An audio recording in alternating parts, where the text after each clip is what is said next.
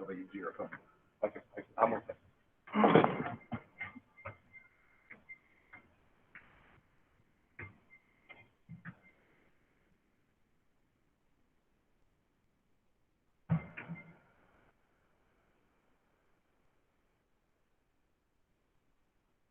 For tonight's presentation, Mr. Leary, our Assistant Superintendent for Curriculum Instruction, will be giving both presentations.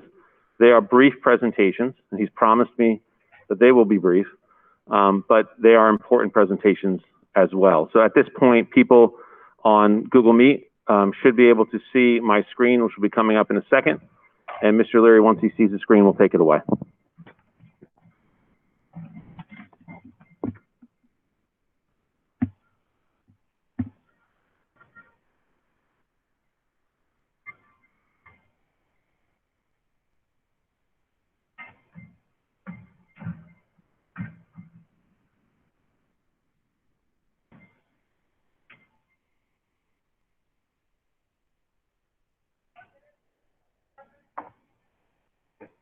Can they see? I don't know if they can see it.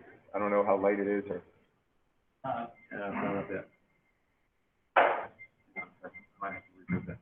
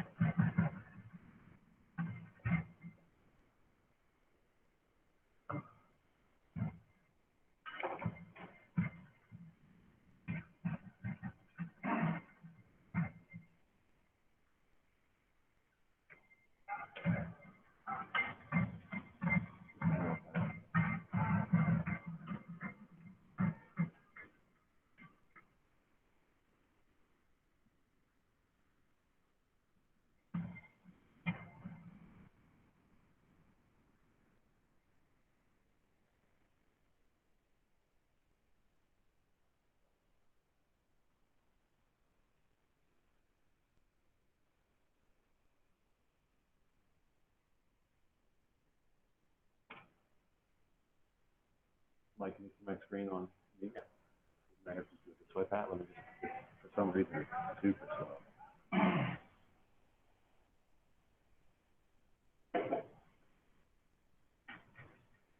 Right, present it, or you want to do it? Yeah, that's either one.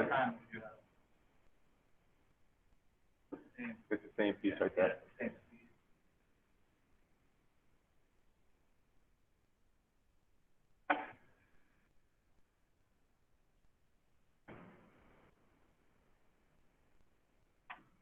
The Wi-Fi issue. Yeah. All right. Yep. Yep. Okay. So Use the mic. Gotta turn it on. Hold it in your hand. It's probably better. Okay, so for tonight's presentation, right, Tom? Yeah. First one is graduation pathways. Again, this is a required presentation by the state of New Jersey. So mission statement we'll skip over. This is a high school graduation cohort status as of August 31st, 2020. It's a 4-year graduation cohort, which means anybody that was here in 2017 for the class of 20, that whether you transferred in, transferred out, if you were supposed to graduate in 2020, this is you're counted in that. The reason why it's a 4-year graduation rate, when you see those numbers, you're going to say, why isn't it a 99.4%, which is what it should be. You have to remember that we're also calculating in some special ed students that are here till the age of 21. So that does distort a little bit of our graduation rate, but our graduation rate last year without those students at what we may call super seniors was at 99.4%. Okay, we had 2 students who did drop out in that cohort status between their freshman year and their senior year. Okay, so as you can see, our total number of students, we had 94.8% that actually counted as that graduated during that time frame. Okay, 0.4% dropping out. Right. Between male and female, again, the numbers are relatively stable between 95.6, 93.9% in those 4 years it graduated. Okay. And you can see now here by breakdown, okay, 100% of the Asian population, Black population, 85% of Hispanics, and 94.8%, almost 95% of the white. Free reduced lunch status, okay. Reduced rate was 100%. Students not eligible was at almost 95%, and then the free lunch students were at 87.5% that graduated within the 4 years. This one was special education, 80.6%, and then 97.0%. Again, the 0.4 is really the dropout rate that we had in that time frame. Just 2 students. Everybody else that was supposed to graduate during that time frame did. That we didn't have any ELL, we didn't have any migrant status, and we didn't have anybody report that they were homeless in the high school during these 4 years. So that's why it's 0. It's the same thing as everything else. Interesting here is that students that were in the district between 1 and 2 years, it was 76%. Again, a lot of those were the ones that came back in from out of district and then stayed to the age of 21, or were here in our district, transferred to an out of district school and stayed to 21. Okay. Okay. We now need to break it down by which pathways in math, and then language arts. What did they use to graduate with? Okay. So you either use the NJSLA or the PARCC exam. Okay. That was one pathway. The substitute competency test could be the SAT, PSAT, ACT, the ASVAB, okay, something along those lines, the Accuplacer exam. Those are the substitute competency exams that could be utilized instead of the New Jersey SLA, okay?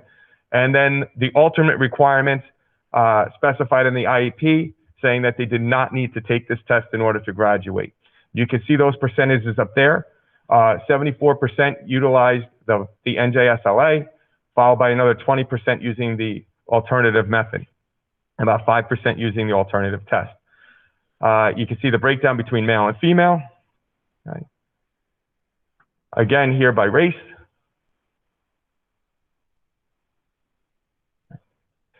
Here's a breakdown by free and reduced lunch.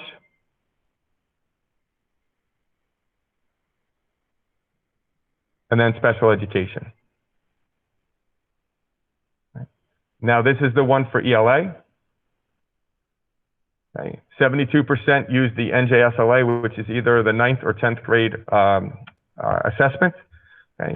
22.4% utilize the alternative or substitute competency test, and again, the 5% for special ed. Okay. Again, the male and female breakdown. By population, race, ethnicity.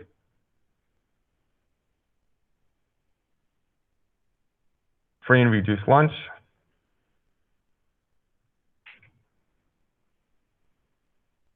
And then special education. All right. So what we're hoping for right now, and I think that's it, Mark. So we're hoping that the state does not change the graduation requirements moving forward. What I mean by that is they keep talking about only using New Jersey, the NJSLA in order to graduate. By doing that, in our district, it would be about 74, 75% that would make it, and then 25% would not have made it under that particular plan. In our school district, that's the numbers. It would be even worse in many other districts. So I think the state is going to keep it, but there is always something on the horizon that says we're only going to stick to test. You get one opportunity as a freshman, one opportunity as a sophomore, and that would be it. So, so I think right now, if they do, we are going to fight that proposal to keep it to where we have multiple ways, so that it's not just on one exam, that they give you multiple exams or multiple ways to graduate. So I just want to let our board know that of where we are right now. Mr. Nolan, do you want to do questions for this presentation now, or do you want to wait until the second one's over? Okay. So here, the next presentation Mr. Leary is going to do is on our English language learners population. This is another mandated reporting that the district has to do to the board. And so we are going to start now. Okay. We only had 14 students take the WIDA exam, which was required. And we only have right now ELL students in the elementary school. We do not have any in the middle school or the high school. And we do not this year, and we did not last year. Okay, as of right now. It's a 6-prong rubric right here.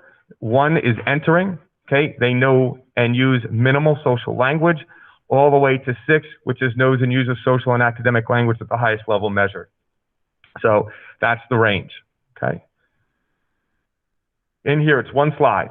So right now, for entering, we had 22% in reading and 8% in literacy. And then in emerging, okay, we had 8% in speaking, 14% in reading, 7 in writing, 8 in oral language and literacy, and then 21 in comprehension. Developing, okay, and expanding kind of is our biggest categories there, where we had 14% listening, 68% in speaking, 79% in writing, 38% in literacy, just to highlight some. And then in expanding, we have 8% in speaking, 14% in writing, and then the oral language is 43% and literacy at 46%. And where we really want to be is the expanding, bridging, and reaching category. The reaching category is 72% in listening, and then the 44% in comprehension, which comprehension for them is the last skill. It's the hardest skill for them to acquire, as well as the writing standard. The writing standard, as you can see, and the literacy. Those two right there, we didn't have anybody in bridging or reaching in either of those two categories. That is something that Ms. Norkus will work on. One of the things that she has been working on is pre-teaching vocabulary for the students. That has made a huge, tremendous impact on the students, especially with the NJSLA. If you remember those scores when I presented 6 months ago, that was the biggest group with the most improvement, and a lot of it had to do with her pre-teaching vocabulary and getting the academic language down for them, which then allowed that increase in comprehension. So we do use these scores. Again, it's a small population, but we do utilize these scores to make sure of pinpointing the areas that she can improve with the students and how we can integrate that into the regular classroom, to the gen ed classroom. So at this point, any questions, comments?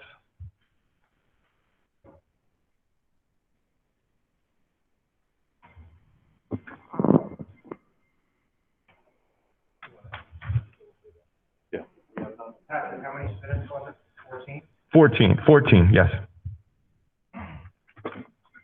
Mr. Leary, the information about graduation pathways, there were certainly some discrepancies amongst students in terms of their race, ethnicity. Is that something that the equity committee that's been started is going to look at and review in terms of looking for reasons? We can, and we can certainly take a look at why the NJSLA was not a success, but yet the alternatives were. Because the alternative exams of the PSAT, SAT, ACT, those are not easy exams to conquer, so to speak. So that how they met it in one exam but not the other is certainly something that we can look into and find out. Maybe they took one test more serious than the other. Maybe it is something that we're preparing them better for the PSAT, SAT, ACT as compared to preparing them for the New Jersey Learning Standard Assessment. So, but we absolutely, have no problem going ahead and digesting that and looking a little bit further into why the discrepancy between those two.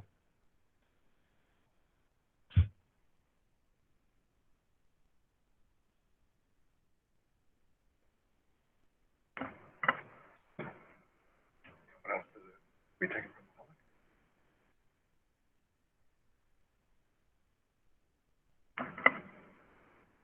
Okay. Any questions from the board anymore? No? Okay. Mr. Leary, thank you. Thank you guys very much. Thank you.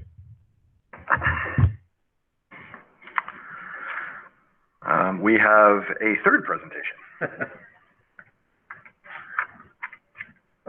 Okay, so the third presentation is focused on what I would consider to be a hot topic in the community. And it's something that we did take some time and effort to really try to figure out some ways and changes in adapting our program. If you remember over the summer when we presented our restarting plan, we talked about the idea that it was a live document and there might be changes and adaptations that need to be made in order to make sure that we're meeting the needs of our kids, our teachers, and certainly our wider community. That is something that we took very seriously. And I will tell you that there isn't a day that goes by where we're not looking at our program and looking for better ways to do it. If you talk to a teacher today, and there might, without saying any names, there might be a teacher who's on the board right now, and I just had this conversation with them, and it really is like being a first-year teacher in many respects. This idea that you're doing some type of virtual streaming, hybrid, and it's almost like being a first year in school for a kid. So there's a lot that's going on, and we certainly recognize that come these decisions, lots of perhaps anxiety or stress come with those, and we don't take that lightly. The second thing I want to say before just sharing the plan and why we did it, is that in many respects as a district, and I hope we take this into consideration and thought process when we're thinking about these things, there are many districts in New Jersey that are still not even open. And we were able to open up on time. We've been able to open without many instances of COVID. And our teachers have done an exceptional job adapting to this style of teaching. And it's something that I'm very proud of as a district in terms of all the people that have contributed to this: students, parents, teachers, board, everybody, custodians, IT, CST, everybody you can think of, support staff, et cetera. So I hope that we remember that in the context of this. So where the problem arose was this, and there's two issues that I always explain to people. The issues are, number one, full day, half day, which is absolutely something that is a hot point of conversation. And then the other problem is the model we're using working to educate kids? So those are two very important topics of conversation. So let's start with the educational piece of it. Middle school and high school and elementary school have done an exceptional job. Middle school kids, high school kids are more apt and more aligned with the idea of live streaming. And so when you look at those models and you look at those programs, you will see that those programs are working relatively well. And I don't want you to think that that doesn't mean we're still trying to work out some kinks or that teachers aren't stressed about the live streaming of multiple kids in a classroom. So, but with that being said, the live streaming model is a very common model for those age levels. At the elementary school, we took an aggressive approach with our plan. We had a successful spring. We took an aggressive approach and said, you know what? Let's do live streaming because we think it's an effective measure of education and we think it's going to meet the kids' needs. And we know we have the staff that's capable of doing it. And so when looking at this model over the last month, we've recognized that students at this age, and think about kindergarten, first, second grade, and third and fourth grade, who may have adapted a little bit better to live streaming, have really struggled with the virtual model, with the hybrid model. Teachers have struggled with the virtual live streaming model.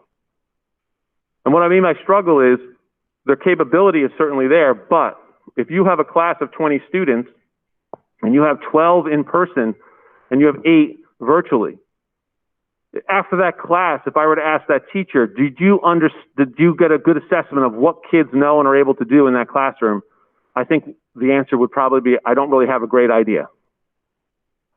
And that's not something that is critical of the teachers at all. It's the reality of the system that we were in. The ability for them to know that a first grader virtually is able to get the skills that they were taught, and then also to see the hybrid kids and make sure that they all got it, is a very difficult task for a teacher. And so we felt that our kids were not, being able to be assessed well. They may have been paying attention. They may have been on the computer for 4 hours at home and attentive at those times, but the ability to demonstrate whether or not those kids were able to understand what they know and are able to do, and then whether our teachers understand what they know and are able to do, which is a huge part of learning, because you don't know whether to continue or whether Joey needs extra help. So the second piece of this was this idea that if you walked into a classroom, you would see teachers focused on in-person kids, and then the virtual kids would be sitting there, and then focused on virtual kids, and then the in-person kids would be sitting there. Again, at the elementary level. So this was not only stressing kids out, but stressing teachers out as well. It was also a model that we didn't feel, after seeing it for a month, was something that we should continue. And we could have done multiple things. We could have said, you know what? This is our plan. We're sticking to it. Too bad. But I believe the mark of any good district is to say, you know what? We need to make an adjustment. We don't know everything about this. This is a brand new situation. So let's make this adjustment. And so what we did is we put our heads together. We talked to teachers. We met with the whole staff. We talked to grade levels. Talked to administrators. Talked to other school districts. We got some feedback from parents in the survey that we sent out. And what we came up with was a model that we think is going to work. And I'm going to explain it to you really quickly. It's on the screen right now.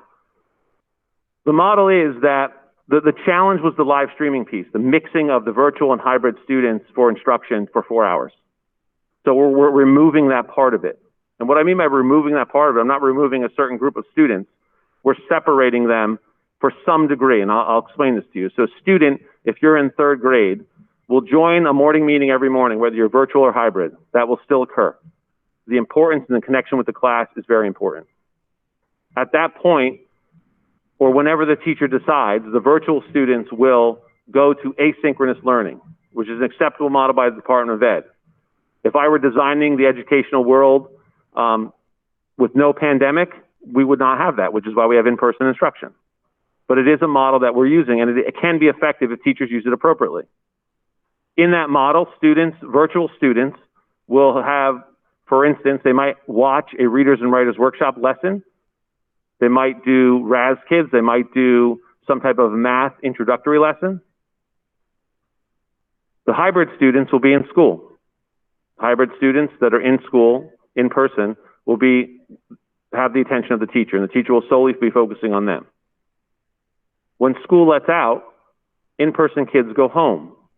At 2 o'clock, teachers will then jump online with our virtual students from that classroom. So every day, those virtual students, in addition to the morning meeting, will also have an hour and a half of not one-on-one time, but one on how many virtual kids are in that class time. In some classes, it might be 3. In some classes, it might be 5. The reason why, you might say to yourself, and some of the questions that have come up so genuinely have been, wait a second, my kid was getting 4 hours of instructional time, and now they're getting an hour and a half. Be careful about, what I look at that is there's quantity and there's quality. You give my kid an hour and a half of time with a teacher, and I will take that any day over live streaming with an entire class. So that's why we switched to that model. The effectiveness that the teacher is going to have, that the teachers feel they're going to have, the effectiveness that we feel that we're going to be able to reach those kids. Keep in mind, virtual Wednesday still exists, so those kids will still join the whole class again on Wednesday to have a virtual morning. Is it different? Yes. May it cause some conflict with schedules? 100%, and we don't take that lightly. We also recognize that one-on-one time with the teacher, and I say one-on-one time, that time with the teacher in the afternoon is going to be a really valuable time. And if you were to add up all the time, and I don't have this as a scientific study, but if you were to add up the 4 hours of live streaming and the attention that a student got from a teacher, I would bet you an hour and a half is not going to even come close to that amount of time. Because in that live streaming model, they're balancing 20 kids. Some who are virtual, some who are not there that day because they're there on Thursday and Friday, and some who are in person.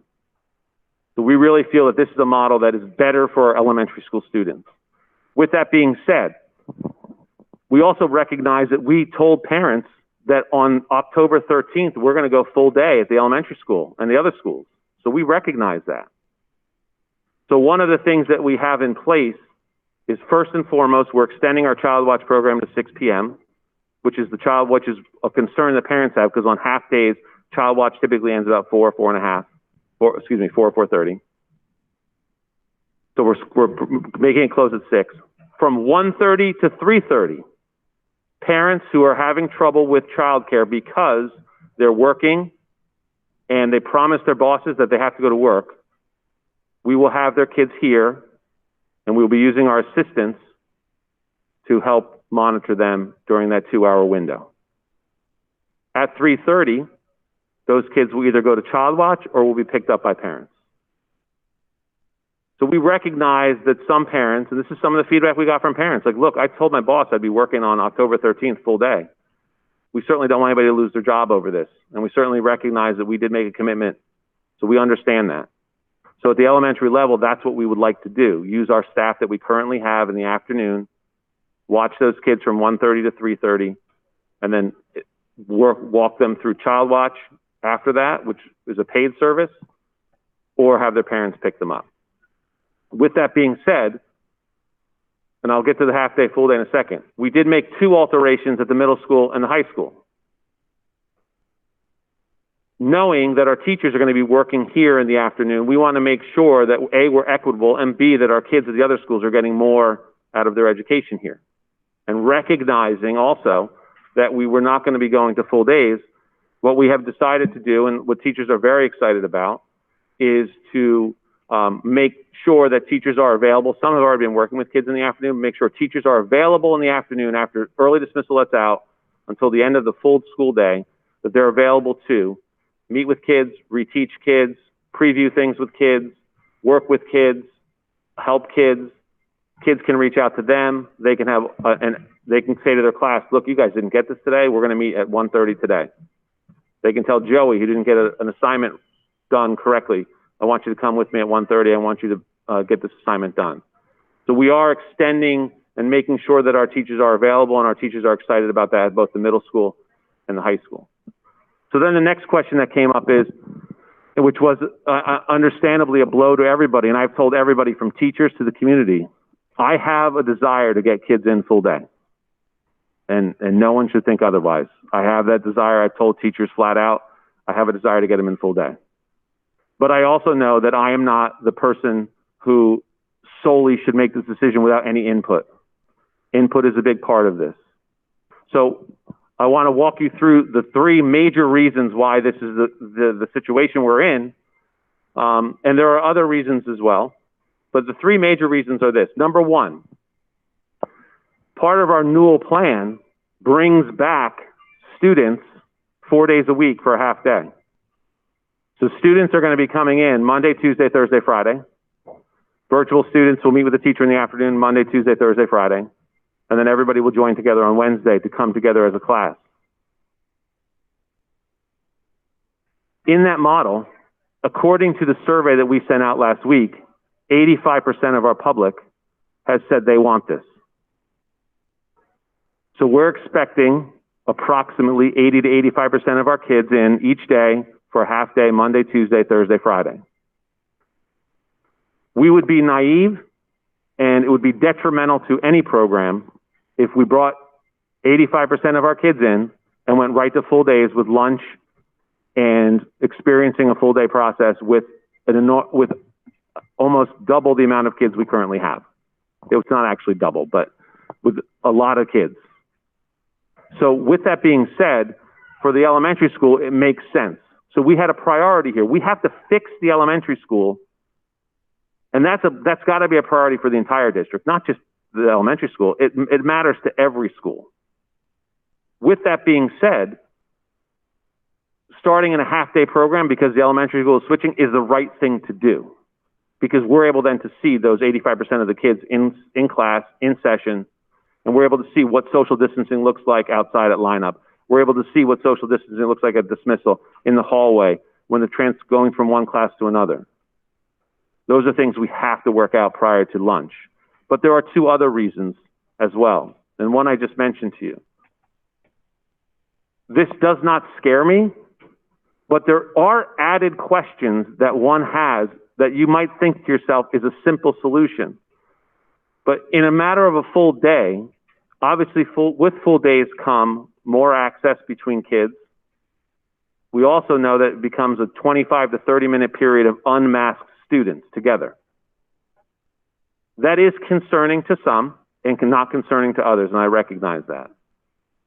But with that being said, you might say to yourself, well, Mark, it's very simple. You have all this space in the high school. Let's separate all the kids. Let's put them in different locations.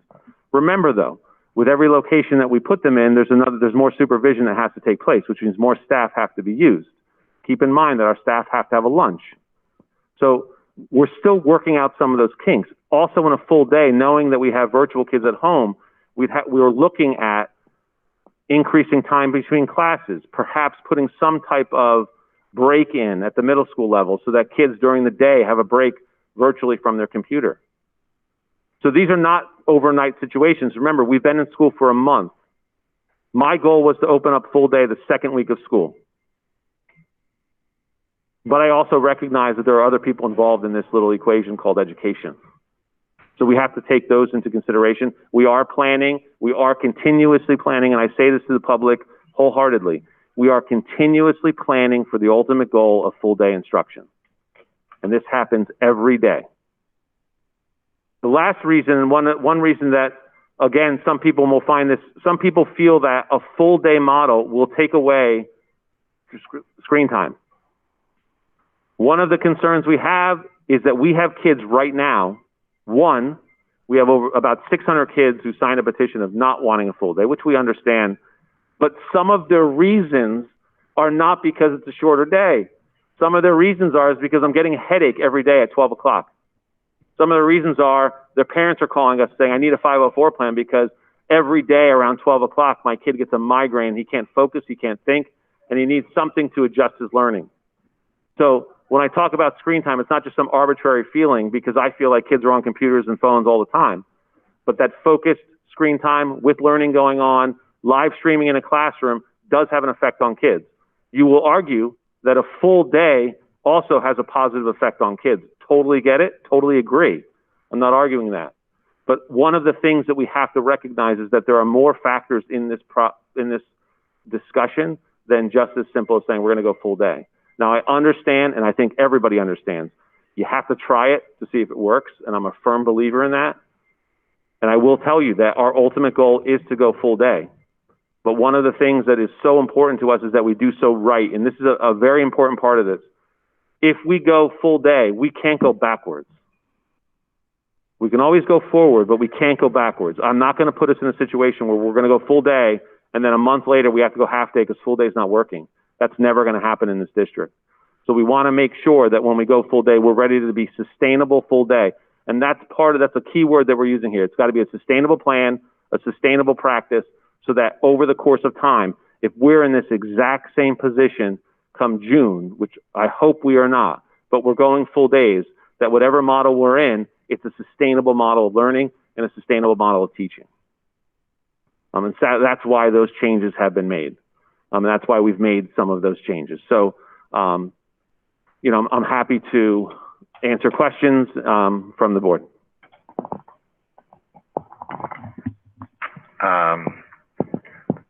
So we've got comments and questions that have been entered into the chat. I'll handle them after us. Any questions from board members? Billy? Yeah, so just for clarification purposes, so at the high school level, I know you spoke mostly about the elementary school and high school. So speaking about the high school, we're going to starting next week have them in 4 days. No. Or no, let me clarify. Sorry, Bill. That's for the elementary school. That's for the elementary school. I apologize. Only elementary. Only elementary. High school and Stonebridge are continuing in the same model they were in. Okay. And the change to high school is? Added time at the end of the day where teachers will be working with kids. Okay. So just the added time. Right. Okay. Thanks. Anyone else? Board? Do you have a microphone?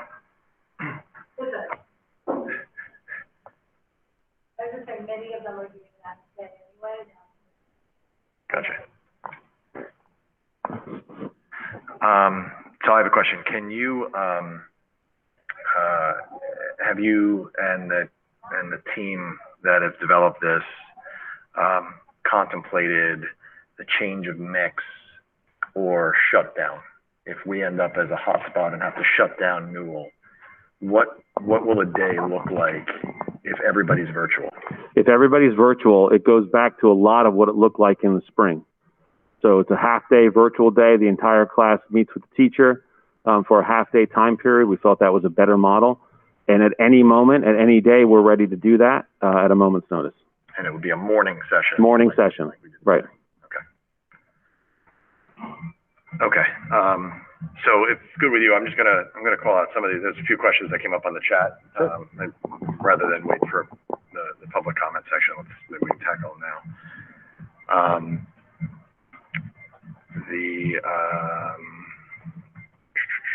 Can you talk about student safety? Many more kids in a classroom now, yep. Dividers, social distancing. What are we doing there? Yep, great question.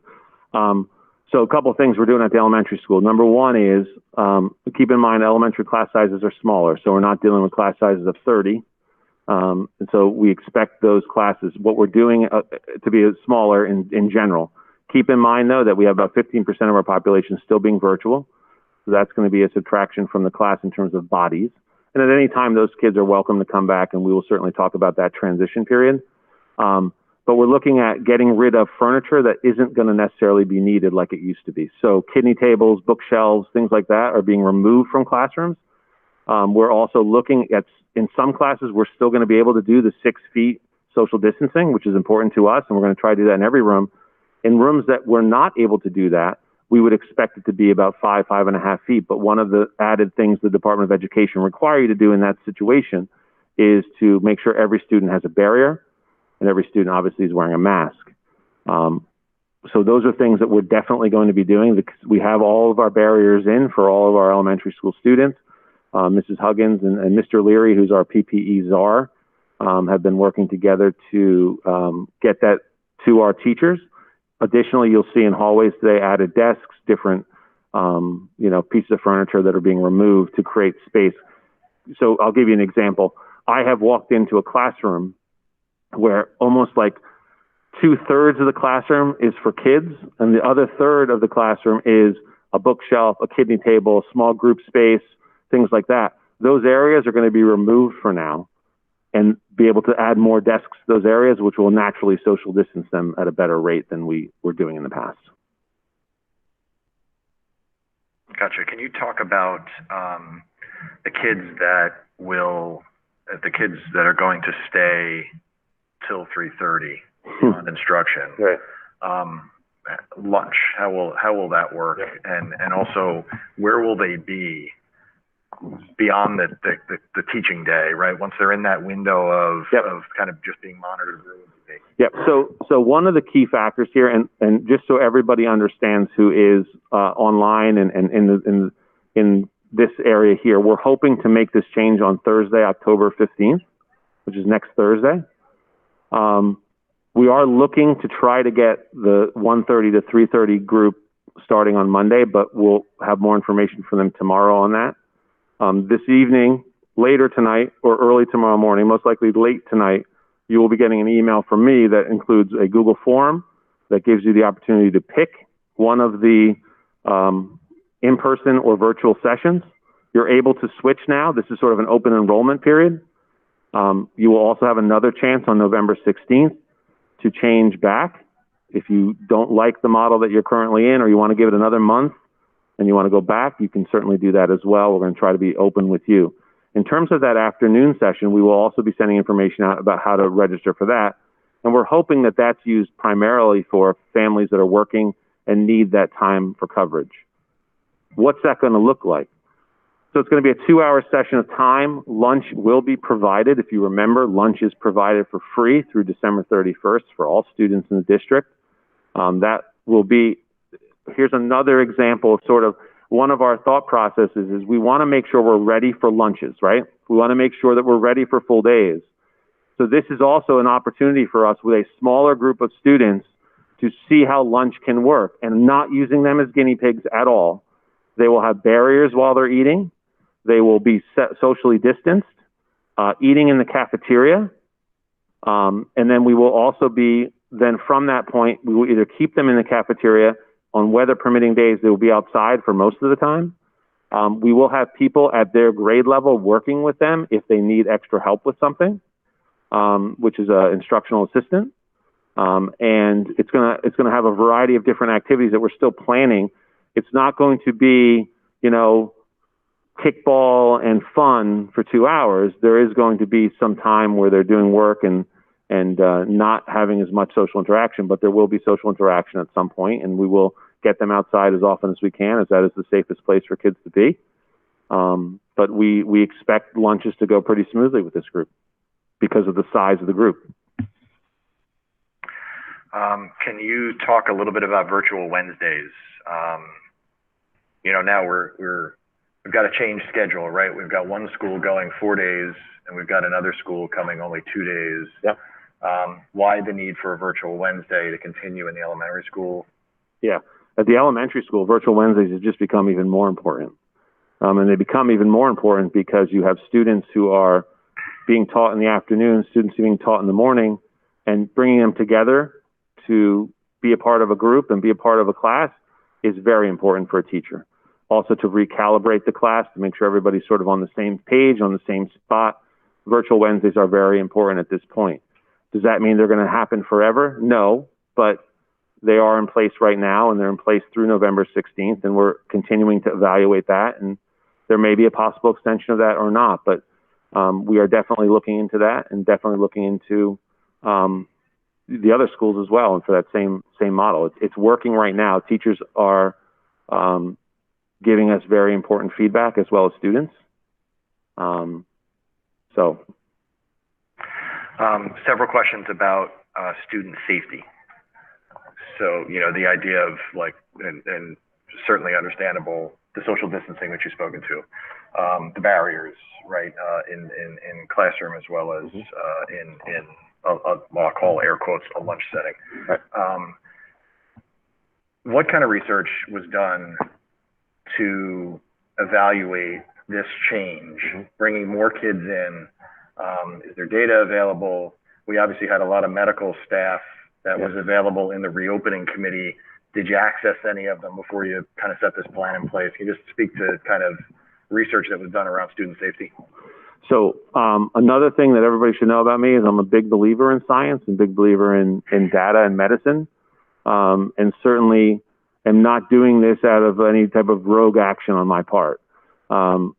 We spoke to our medical professionals, doctors, nurses. I will give you some data from our standpoint. Currently, we've had 0 cases at the elementary school. In fact, we haven't had, in our neighboring district as well, our sister district, they've had 0 cases in their elementary school as well. We spoke to a doctor, multiple doctors, and some of the feedback from them was 0 cases of kids at that age level. Also, the idea of masks is helping tremendously with general respiratory illness and strep throat and things like that. They told a story simply of usually the week after school starts, there is an abundance of strep throat and respiratory illnesses from school germs. And this year, the first week after school ended, he had 0 patients. I said, what do you attribute that to? And he said, the idea of COVID-related procedures, mask wearing. You know, those are things that are important. I know people are also concerned about levels of COVID in Monmouth and Ocean County. We have been in touch with the Department of Health. We get updates regularly about numbers. Many of those numbers are in eastern Monmouth and in specific areas of Ocean. The doctor also said that any case of COVID in this area, this is a local doctor, that has happened has been a trickle, not a wave, and they're typically in their 20s. So that data was important to us. They also said in terms of the flu, because I know some people are worried about, well, you know, how could you do this now because the flu is coming? There were two studies that were done both in Australia and Ecuador. And in Ecuador, they just got through their flu season, you know, the southern hemisphere. And in Ecuador, because of their COVID-related measures, they had 10% of the usual cases of flu this year compared to, so 90% less cases of flu this year as a result from what they believe is COVID-related measures. So there's a lot of data, and don't get me wrong, I'm not there. This is real. We get that. We understand that. And I firmly believe, and I've said this from day one, that schools are probably the safest places for kids to be because of all the measures that are in place, from disinfecting to wipes to an inordinate amount of hand sanitizer and various things, that toilets being cleaned daily during the day. I mean, there's just so many different precautions that are being taken right now in schools that I firmly believe schools are the safest place for kids to be honest with you.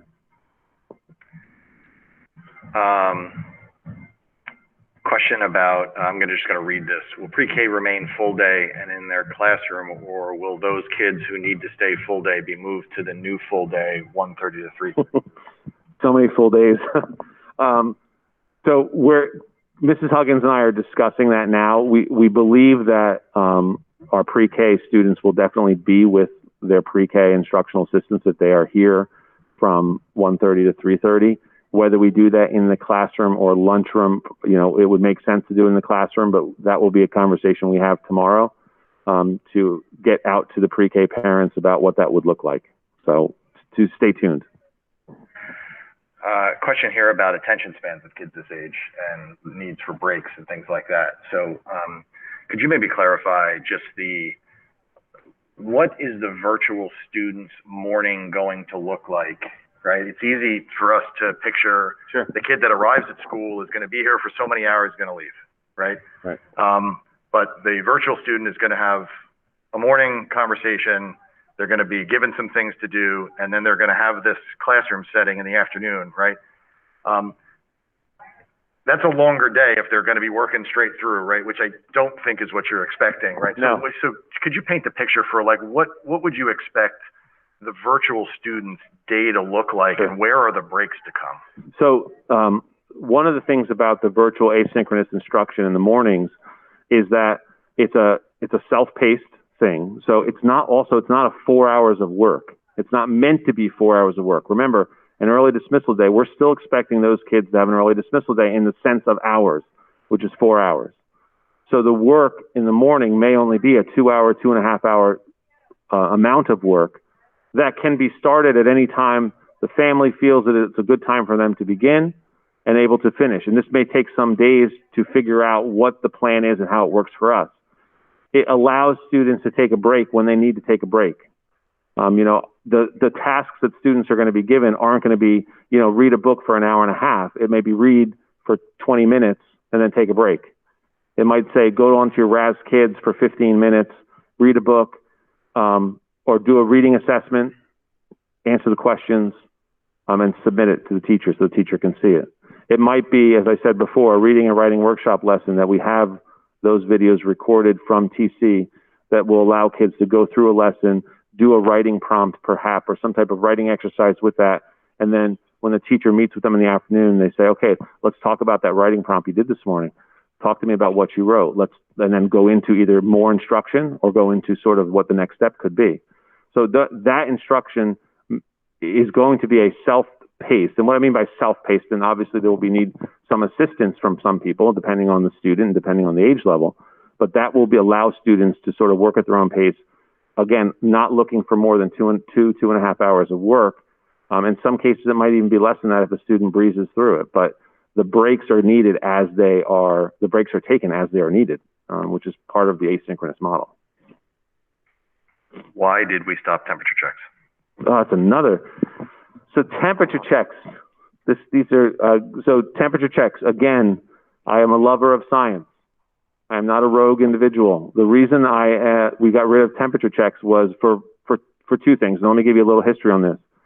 Temperature checks in the summertime when we had a restarting commission were questioned even whether we should do them at that point, because a lot of districts don't do temperature checks.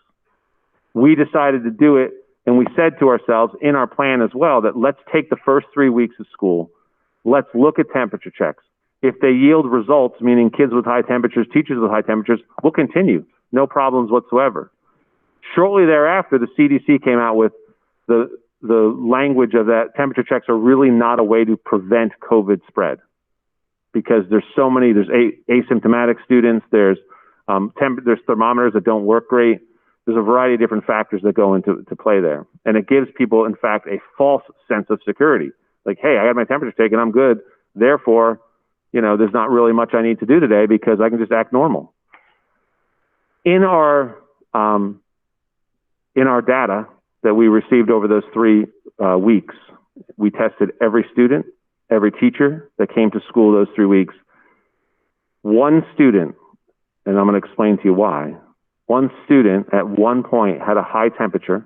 We retook the temperature with an oral thermometer, and it was normal. And the reason it was hot is because on the way to school, they were sitting in front of the heater of the car, and their temperature increased. We had 0 cases of high temperatures. We had 0 cases of teachers having a temperature, kids having a temperature. I took temperatures every day at the elementary school for that time period, and temperatures were completely normal. It didn't help us prevent someone from coming. And if it had, and we had a couple at each school, and we would continue them today because they would have prevented 2 kids from being there with fevers. But I'm going to, not to be a windbag about all of this, but just to add to this, and I say this to parents. Parents have done an exceptional job really being honest and open about their kids and how they're feeling. Teachers have done an exceptional job to say, hey, look, I coach football in another town. One of our players has COVID. What should I do?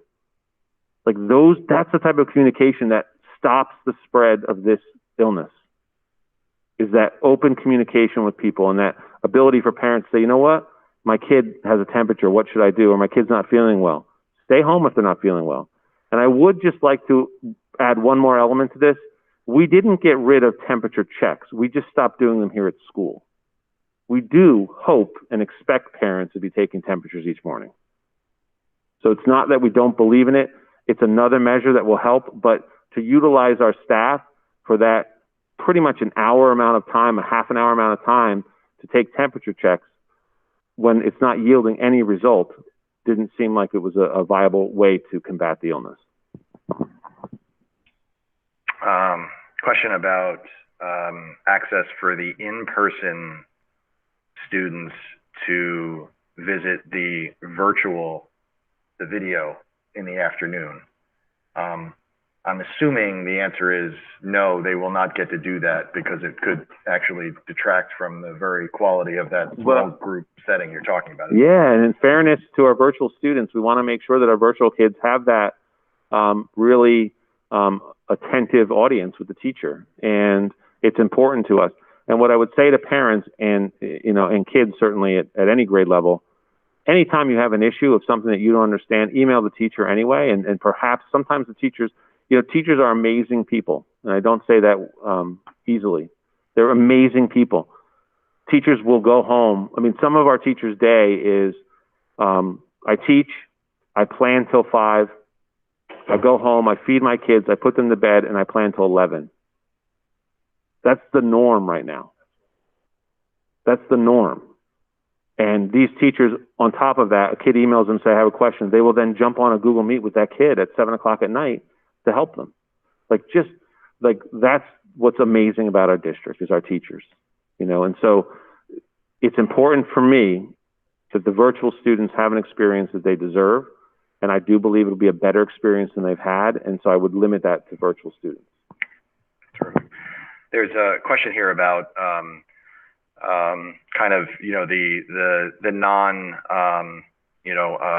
mainstream type of classes like an ALM or something like that. Right. How will this model serve the virtual student who's in a kind of higher level class that's not exactly kind of on par with the rest of his classmates? Or So, yeah, we spoke about this today. I believe students who have specialized classes like resource room and things like that will still be getting those during their normal timeframes as a result of their IEP dictates that to us. And that is something that we will still do. And those are typically small group settings that will work in that model and be easier for the teacher to work with those students because it's a smaller group setting. Terrific. Last question I see here really is about the, so you've described here what we're doing effectively through November 16th at the moment, right? Which is middle school and high school stay on schedule as they are currently scheduled, with extra availability for teacher access and support in the afternoons. The elementary school is moved to 4 days or virtual. What happens if the mix starts to change on or about November 16th, right? What happens if, you know, a large cohort of virtual wants to now come into the school? What happens? How does that affect this plan? Yeah, and any think about them. Yeah. Yeah. So I mean, November 16th is our first marking period, sort of the end date for the next transition period, and certainly students who want to come back at that time will be welcomed to come back, and we will do the same type of measures. So at the middle school and the high school, and we've already, like, this is what I'm talking about, we've already talked about these types of things. Like, what happens if more kids want to come in November 16th? Well, then we have barriers, we have those types of things that will be needed for those grade levels as well, because they may be needed as a result of the numbers. We don't want to do anything. We believe strongly that the effect of a teacher on a kid is of the utmost importance, and we don't want to ever tell students they can't come back because we don't have the room. We will have to adjust, alter.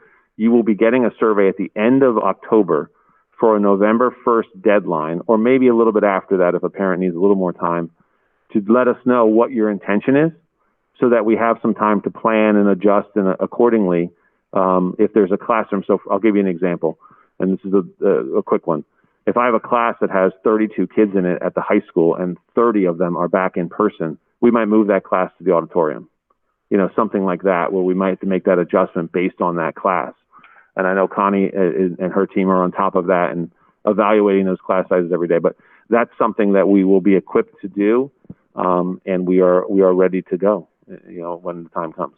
Okay, I mean it now. Last question.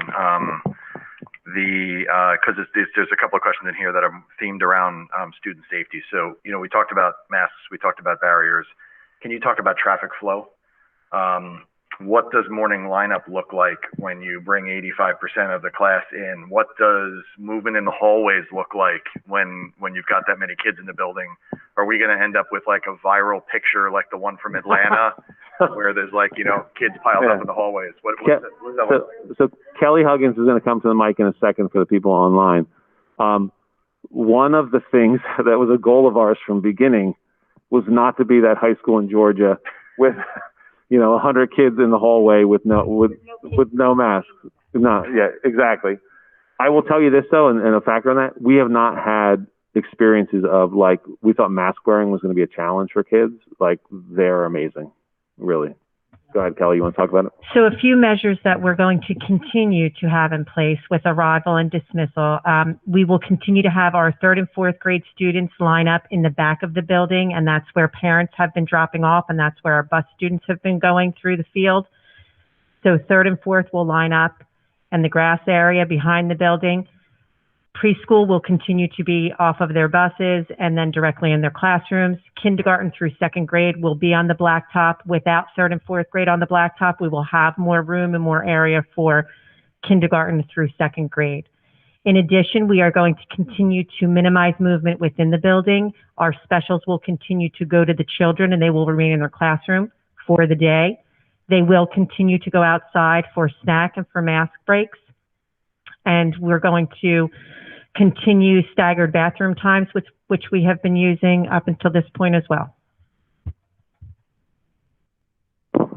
I would just add, and only because she's here, Kelly and Ken, you know, and Pat really have been hands-on, like, we need to do this for our kids, and they have been working tirelessly to try to get these type of details worked out, and are doing an exceptional job doing that.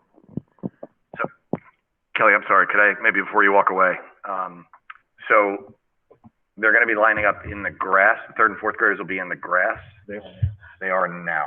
So no, right now they're actually partly in the back parking lot, which we have a section coned off so that they're in like 3 of the parking spaces. And we've got 2 sets of cones to serve as a barrier. So parents actually drive up and drop off curbside. We have one of our sheriff's officers standing where the cars are expected to stop, so that in this way, once they're stopped and their child exits the vehicle, the car just simply slowly pulls around and then follows that back path through the high school to exit the area. And this adjusted area that you're describing, there's plenty of space there to get 6 feet with double the amount of kids. There is, yes, and then that's where we'll be extending it onto the grassy area. Okay, thank you. Welcome. Okay, I hope I've done this chat justice.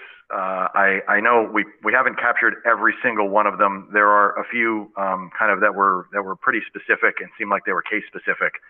So I'm going to make an invitation. I'm going to throw Mark under the bus, but I know he won't mind me doing it. Parents can call you, right? So yeah, if we haven't been able to get to or properly address your specific concern, you know, Kelly's phone and email work. Mark's do as well. We just invite you to please reach out to them, get the questions that are most important to you and your personal situation answered. Hopefully we've done a reasonable enough job of trying to capture the main themes that were raised, and really appreciate everybody participating in this chat. We are in fact going to, in a few moments, have our public comment section. So if anybody would actually like to raise an issue, share your opinion, you'll have 3 minutes to do that in that public comment section. Just give us a few minutes to get there. But we can certainly try to deal with a few more things when we get to that point. That's it for presentations, right? Yeah. All right. Kurt, could I ask you to move the minutes, please? Can you please move the minutes from my team? Second. Michelle Anthony? Yes. Will Burkowski? Yes. Christine Chickaron? Yes. Vanessa DePompa? Yes. Billy Hanson? Yes. Howard Krieger? Patrick Nolan? Yes. Kurt Wheaton? Brett Williams? Yes. And Michael Zupa? Yes. All right. Student representative, is Kayla with us? Second reading. See, I made the mistake last time of assuming she wasn't with us, and she was. So I figured I would ask. Okay. Patrick, she comes to the second meeting of the month always, so she'll be there in 2 weeks. I think the volume is shut down. Hang on. Connie, bear with us. Go ahead, Connie. I said, she always comes to the second meeting of the month. So she'll be there in 2 weeks. Sounds great. Thank you. Look forward to hearing from her then. Comments from attending constituents. Any resident, enrolled pupil, parent, guardian of enrolled pupils, or staff member is invited to comment on any item. So we've been using the chat function. You're certainly welcome to do that, but we'd also welcome them to come in on live as well, voice. So what I would ask is if anyone has any comments that they would like to make at this time, you're welcome to do so. If you'd like to signal to us in the chat that you would like to speak, that would be helpful, because then we can keep it a bit more orderly. Any comments?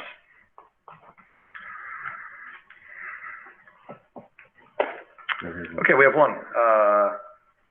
Patty, if you could just state your full name and your address, please.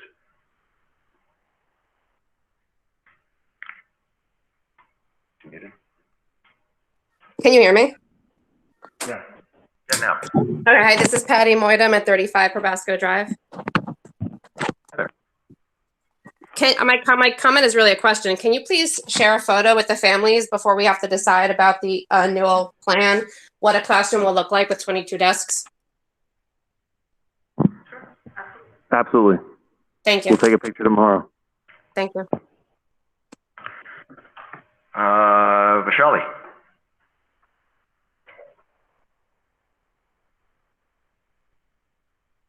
Might be muted. Hi, can you hear me now? Just double. Yeah. Hello, can you hear me? Let me.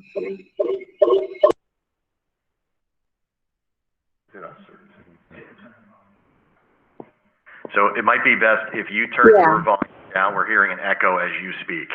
Yeah, I just turned off the other phone. Can you hear me now?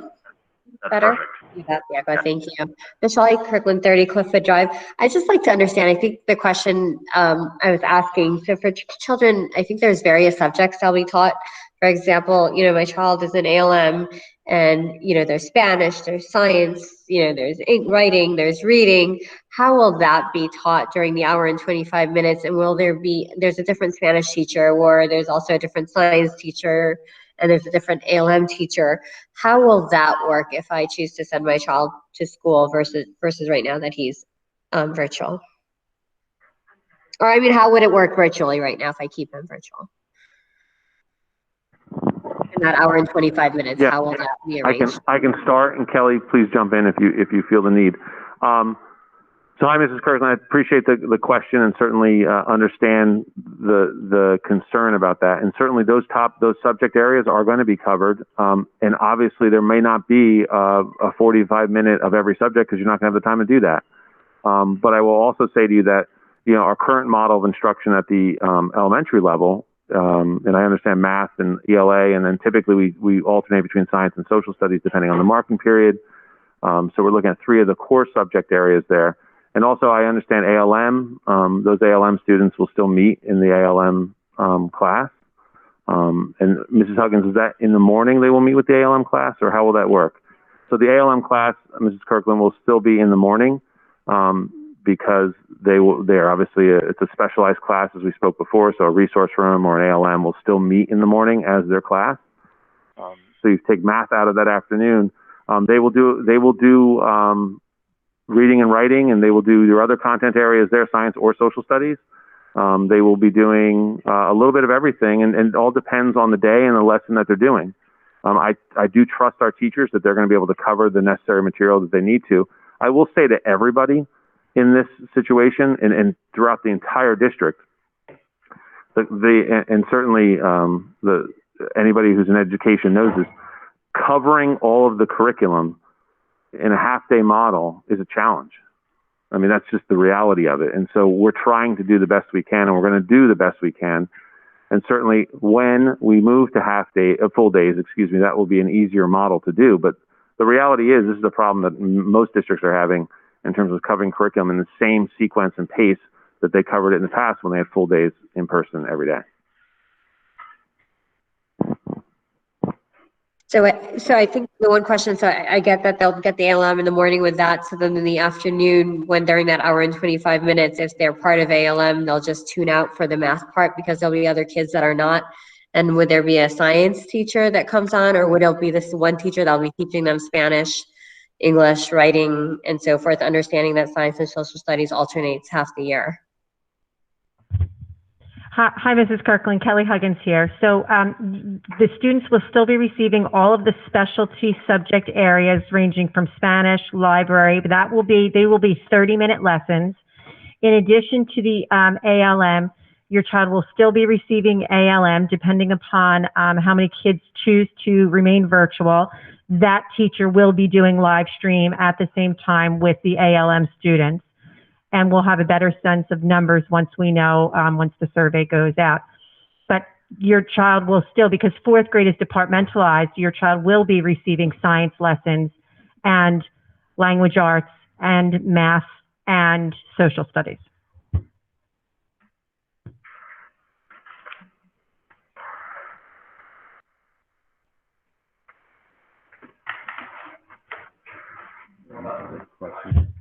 Any other people?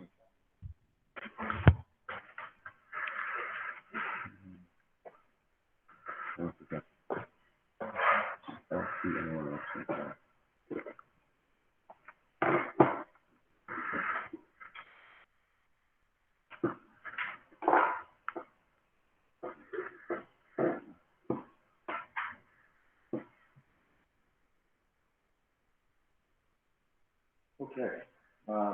Thank you, everybody, for all the participation there. Let's try that again. Thank you, everybody, for all the participation there. Before we move on to the superintendent's report, I just want to I just want to say a hearty thank you to the teachers, that anyone that is here, and if any of you are here and could share this with your colleagues as well. It's hard for anybody who's not a teacher to put themselves in your shoes at this point, trying to think about what a day in the life of is like. Mark has tried to kind of paint as good a picture as he can in terms of like the trying nature of your day. I don't teach, I work for a corporation. What I can tell you is that, you know, at least sharing my own experience is, I know what it's like to sit in a conference room with colleagues and have other colleagues virtually on a video screen. And I know how challenging it is to try to keep everybody engaged in that setting. And those are adults, and they're not people that I'm trying to teach every day and try to get a sense for, is what I'm saying landing in a way that's helping them kind of experience academic growth. So I just wanted to call out and say thank you. It's one little experience that I have that I cannot imagine what it would be like if I took the, you know, the 30, 40, 50-year-old people and replaced them with 6-year-old, 7, 8-year-old people, and tried to think about what that, what engagement would look like in that setting. So you have my highest respect. Superintendent's report. I will do my best to keep this brief, and I'll go through this quickly. I want to thank the Andrew Jarzik Family Foundation again, and I believe the PTA and our buildings and grounds department for installing water filling stations at each of our schools. If you remember, there was some leftover money from the scoreboard, and the Jarzik family decided to use that toward water filling stations. Water filling stations at this time is essential because water fountains are turned off. So water filling stations allow kids to use bottles and fill their bottles up with filtered water. So we appreciate that. There's 2 at the middle school. I think there's going to be 2 at the elementary school as well, correct? 3. Sorry, 3 at the elementary. Sports have started, competition. You know, I will give Mr. Ricky a commercial here. Anyone who wants to go to see the Hamilton West game at 11 o'clock on Saturday needs to let Mr. Ricky know. There are multiple levels of tickets and things that you need. So just reach out to Mr. Ricky about that. I sent you all in an email field pictures. Just take a look at those. We expect some drainage stuff happening by the end of the week and into next week. Our next construction meeting, which is the 21st of October, we are happy to say that Shaw Turf will be at that meeting for the first time because we are getting closer to that, which will be an exciting moment for us. They are sending us pictures of the turf as it's being made, and we'll be sure to share those with the board when we get our next update. The first update, you really couldn't tell anything. I just want to give a quick shout out to our IT department. IT department has been swamped from day one with every little minute detail and issue, and Mike and his crew have been really fantastic, and the board should certainly acknowledge that.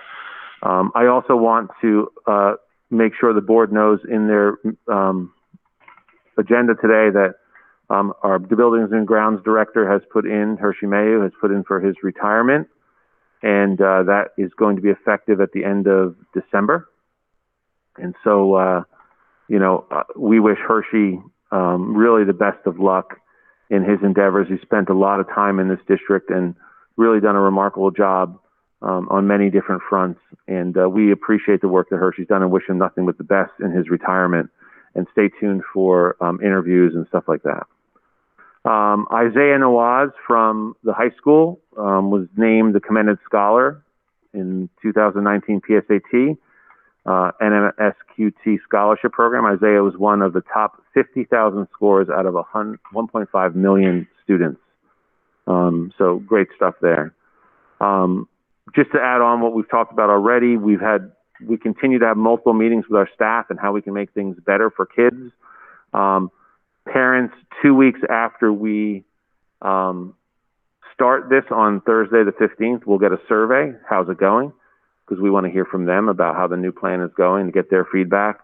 The use of surveys is really helpful for us. Today, Mr. Leary and about 13 students, was it 13 students? 9 students. 9 students, sorry. Attended, along with myself for a brief amount of time, attended the Central Jersey Consortium for Equity and Excellence through Monmouth University. It's a group of Monmouth County schools that are get together and talk about equity and talk about excellence within their schools and how we can bring more equity to each district. And that's something that we're really proud of, that initiative, and the kids were, as always, fantastic. Childcare. So this is another conversation that you should be aware of that we're having, is we have staff members who are having a real difficult time with childcare. And we have an opportunity, I believe, where on days, many of their kids are in hybrid models. And so they attend school in other districts.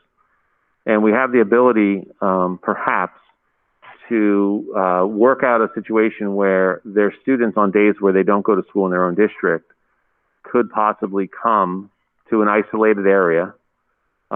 The teachers themselves will have volunteered to give up their own preps to watch their own kids in sort of a half-day daycare model where each period a different kid. We're not talking about like 30 kids. We're talking about like 5 kids.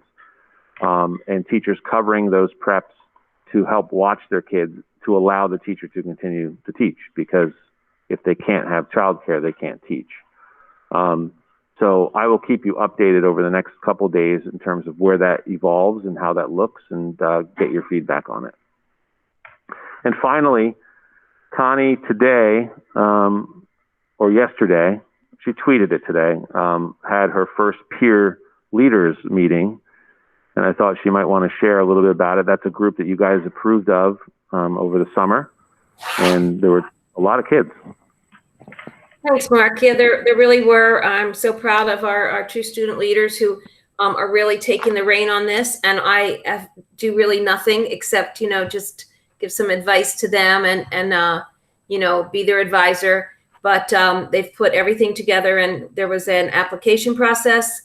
And we had over 100 kids apply to be a peer leader. Of course, most were accepted. I think the kids are a little tougher on the application process than I probably even would be.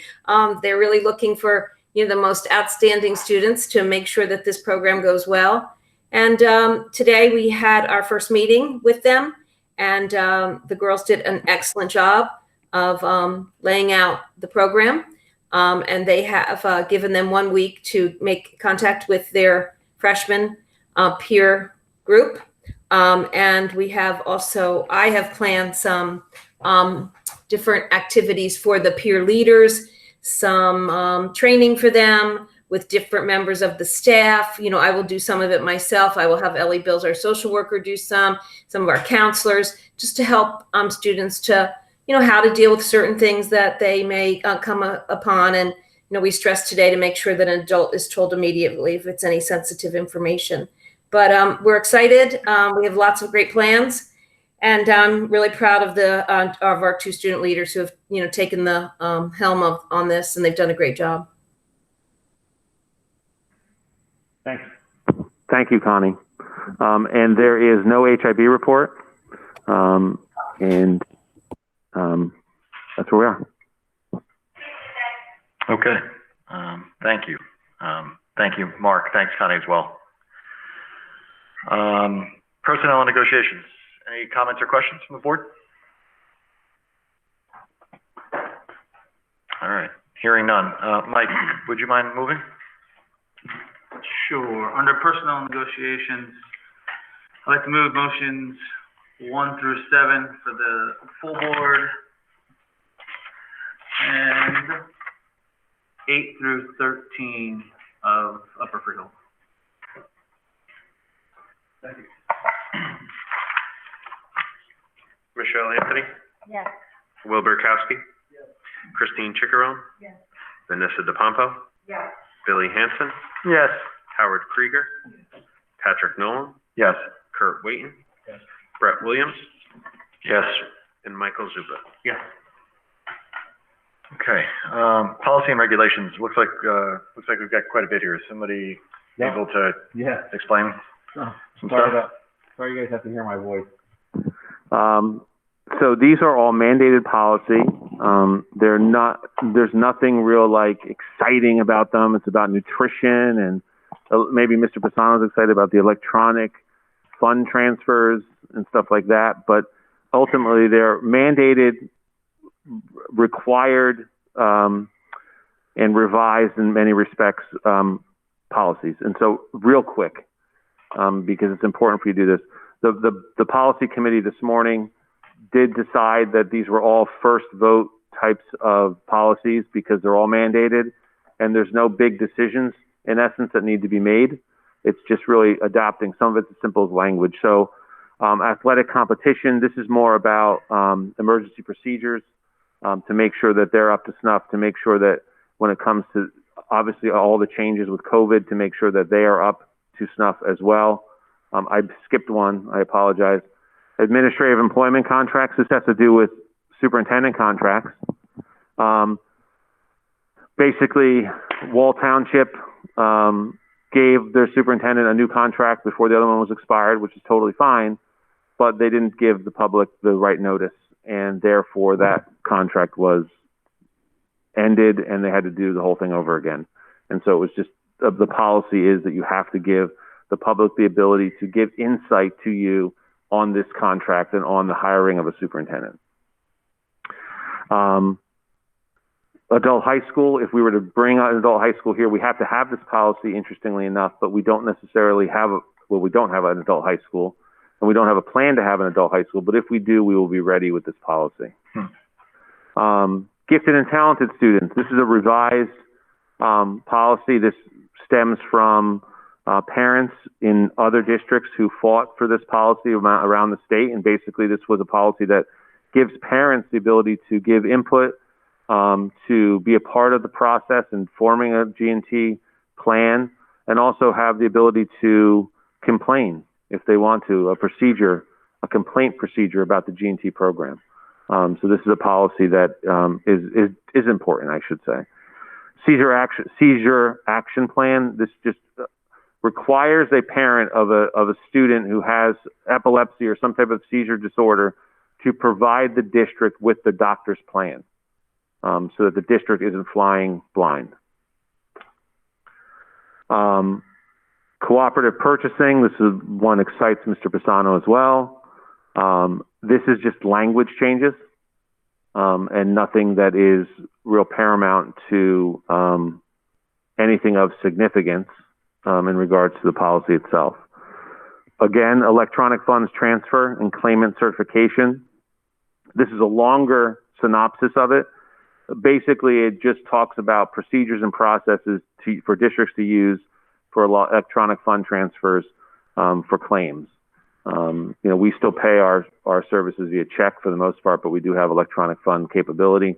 And this is something that is governed by Mr. Pisano and his team over in Buildings and Grounds. And once again, it's a mandated policy. School district security. This requires every school to have a safety audit every year and give it to the Department of Homeland Security. This is something that is worthwhile. It allows schools and makes schools really look at and assess their security plan. Property inventory. This is, again, something that allows schools, and it gives you sort of includes language from the DOE chart of accounts in regards to, again, a financial thing in terms of their charts of accounts and what that looks like in a district and how it should look like in a district. Use of school facilities. This is something that requires districts to inform groups that are using their facilities of what to do in the case of a fire, where is the AED, what do you do if you have to evacuate. They need to be informed of what our policies are in regards to those emergency procedures. I'm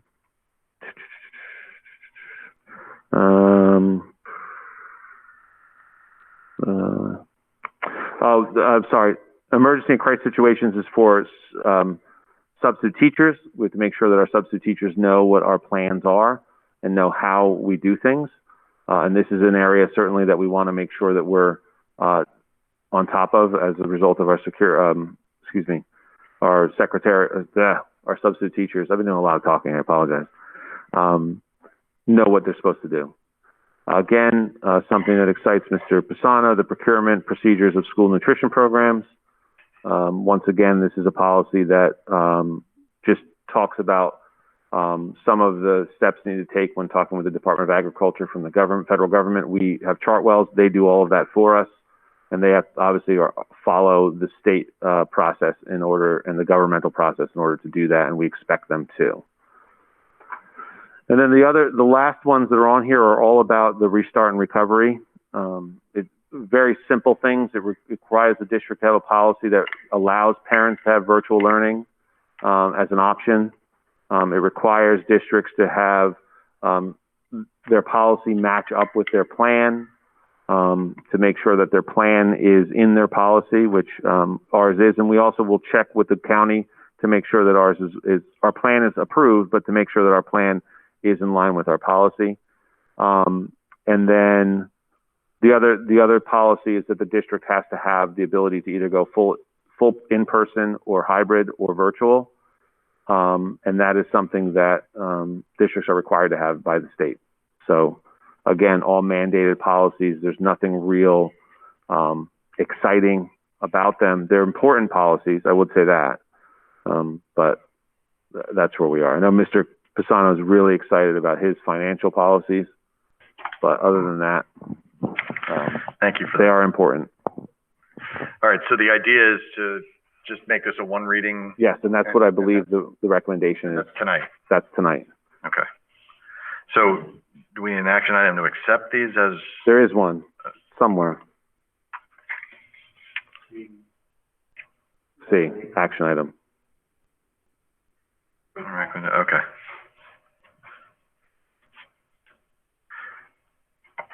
Yeah, so okay, so we're just gonna, the motion's going to be letter C, or it's gonna be CB. letter B? Section C, item B. Okay. Will, do you have that? Sure. All right. I make a motion for the full board to approve and adopt the mandatory policy, alert 21, section B, on its first read. Second. Michelle Anthony? Yes. Will Burkowski? Christine Chickero? Vanessa DePompo? Yes. Billy Hanson? Yes. Howard Krieger? Patrick Nolan? Yes. Kurt Wheaton? Yes. Brett Williams? Yes. And Michael Zupa? Yes. All right, finance and insurance, any comments or questions?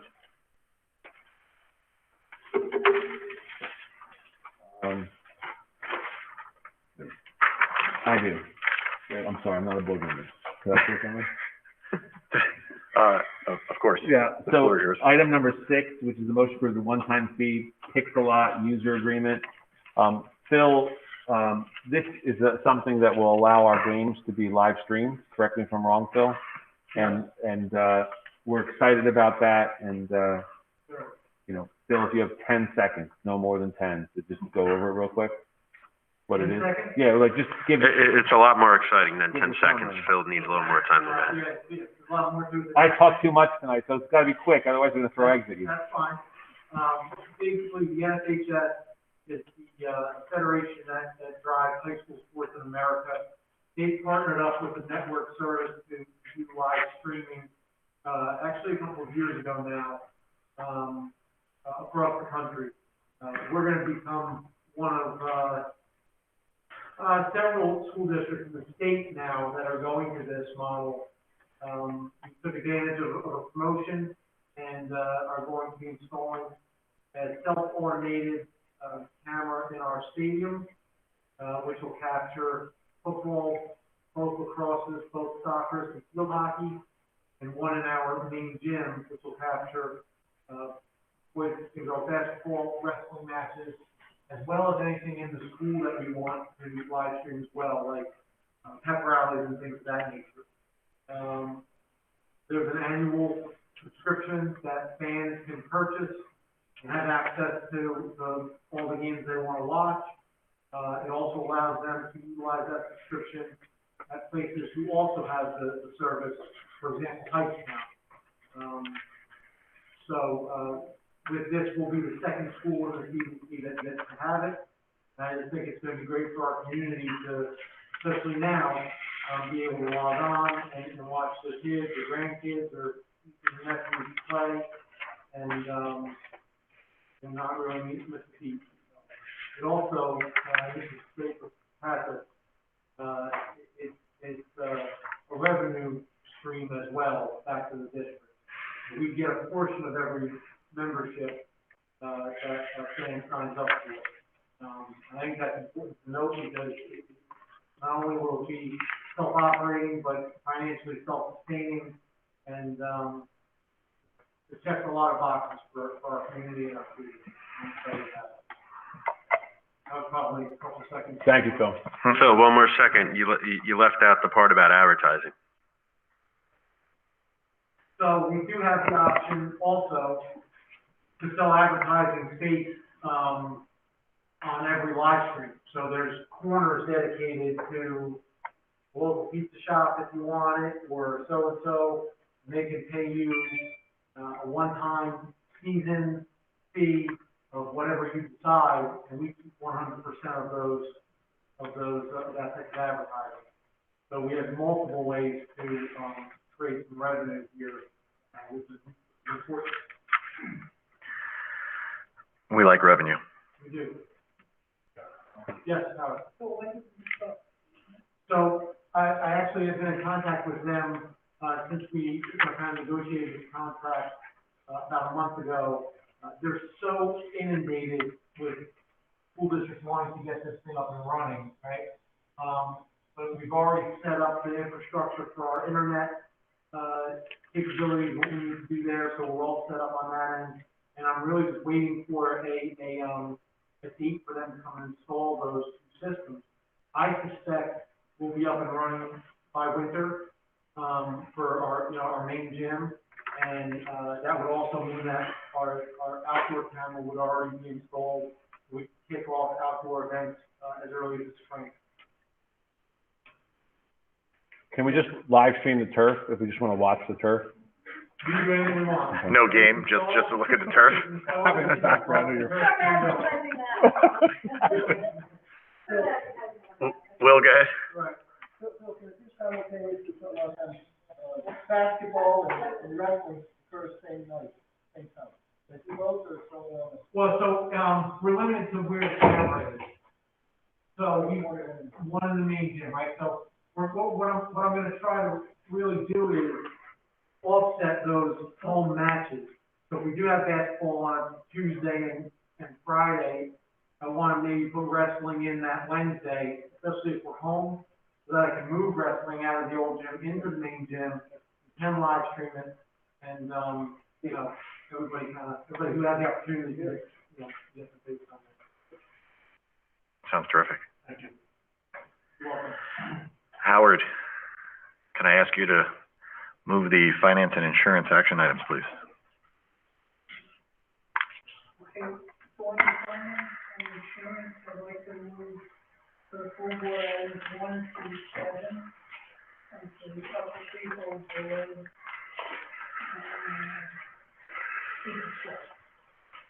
Second. Michelle Anthony? Yes. Will Burkowski? Yes. Christine Chickarow? Yes. Vanessa DePompo? Yes. Billy Hanson? Yes. Howard Krieger? Yes. Patrick Nolan? Yes. Kurt Wheaton? Yes. Brett Williams? Yes. And Michael Zupa? Yes. That was great. Transportation, buildings and grounds. Any comments or questions?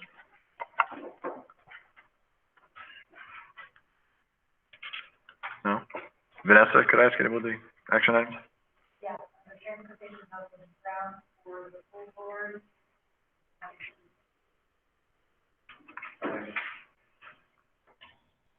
Michelle Anthony? Yes. Will Burkowski? Yes. Christine Chickarow? Yes. Vanessa DePompo? Yes. Billy Hanson? Yes. Howard Krieger. Patrick Nolan. Yes. Kurt Wheaton. Yes. Brett Williams. Yes. And Michael Zupa. Yes.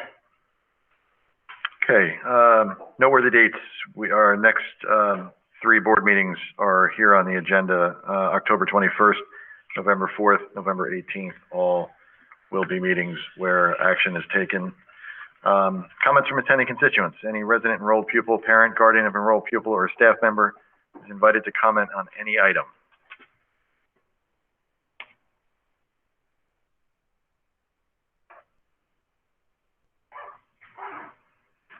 Okay, hearing none. Any committee reports to discuss? I think you did an able job with policy earlier. That's probably we're probably good there. Covered there, yeah. Patrick, I don't know if this is the right time, but what is it? Facilities Committee. We haven't met, but I want to, I just go on record tonight. We're going to schedule a meeting to assess our plan that we started last year. Started in July, I think 17th was the date. So I think it's Howard, Billy, Patrick, and myself. Yeah. So I'll send something out in the next day or two with that pamphlet, and then obviously I'll put you and Patrick and everybody else on Definitely. it. So within the next 2 weeks, we can see that facility plan and see where we are, and if we need to come up with different things, change things around, whatever we need. Yep. And then we'll report back to the board in 2 weeks. I just feel like I kind of forgot all about it. So. Yeah, it's a good call out relative to, because it was, I mean, it was presented to us prior to turf, Prior to turf. Yeah. right? So, yeah, it's a good call out. Any other committee comments, reports? Mike, you'll initiate that, right? Not me. Okay. Yeah. Okay, sounds great. Billy, Millstone? Thanks, Patrick. So, I'll keep it brief, but, concerning COVID, we've also been fortunate, no cases. We have had some, encounters, I guess you would call, like someone who was in contact with someone we had in quarantine, or someone had a family member, so we have had some of that, but no in-district, cases as of yet. Pray that stays the same. I have to say there is a push. I was a bit surprised at the board meeting last time. There was a push from several board members who really want to get the kids back into school 4 or 5 days a week. There were some teachers there, and they came. They were at that meeting, or they followed up later, expressing concerns about how important at least the virtual Wednesdays are to them. So the board did make a decision to keep the Wednesdays virtual. But there is a talk about going back in the 4 days a week, Monday, Tuesday, district-wide, Monday, Tuesday, Thursday, Friday, with virtual Wednesdays. It would still be half days, I believe. We're evaluating it, but yeah, it looks like it's half days. What we were discussing. Millstone is full days right now. Yeah, their model though is different than ours. So there's a factor there. Well, it's full. Pre-K and kindergarten are half days, and right. Yeah. My 5th grader and 1st grader are full twice a week. My pre-K is 4 days, half a day. You're right. That's what I'm getting confused. So yeah, it's full. I think it's second on is full, or first on. First on is full. Pre-K and K is half days. Right. So anyway, we have to evaluate that. And we're talking about things like partitioning, buying partitions, the ones that Dr. Hush recommends. If this helps this board at all, they're expensive. They're, I think, about $60 each. We need like 500 of them. The dividers that would go between the desks and whatnot, and the cheaper ones tend to fall apart from what we hear. So, we're looking at a bill of about around $30,000. So we're really debating, do we order them now? Of course, you can't put a price on safety, but if we are not realistically going to go back full, 4 days a week, then we probably don't need them. So we're having those sorts of discussions, and that's pretty much it I have to report. Terrific, thank you. Any new or old business? All right, nothing for executive session, right? No.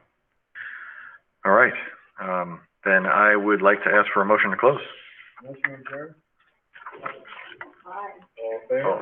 Aye. All right. Thanks to everyone who joined us virtually this evening. We'll be back in 2 weeks. Thanks. Have a good night. Have a good night.